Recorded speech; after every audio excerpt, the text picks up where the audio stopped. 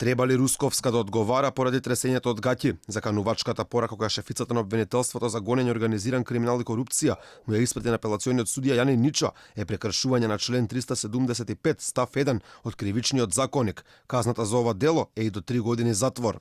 Тој што судија поротник, јавен обвинител, јавен правобранител или нивен заменик со сила или со сериозна закана ќе го присили нешто да стори, да не стори или да трпи, ќе се казни со парична казна или со затвор до 3 години. Во член 375 став 4 се надополнува дека и самиот обид преку закана да се натера судија на нешто е казниво. Било какво влијание врз судиите е строго забрането и во член 11 став 2 од Законот за судови.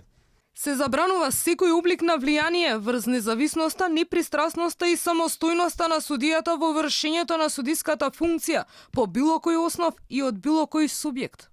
Универзитетскиот професор Гордан Калајџиев цени дека Русковска не се заканила вистински, но за вакви работи да не се повторуваат, би требало надлежните да реагираат. Би било добро таа самата да се извини, бидејќи мислам дека реално повеќе израз на едно незадоволство отколку што е вистинска закана, но за да не се случуваат вакви работи понатаму и да не мора да се цени дали е закана или е само нервоза, би било добро да реагираат и Издруженијето, а можеби на суди, и Советот, Обвинителскиот совет, Судскиот совет. Оваа порака, како да донесе солиден пиар на обвинителката, која последниот период е под силни критики за нејзината работа.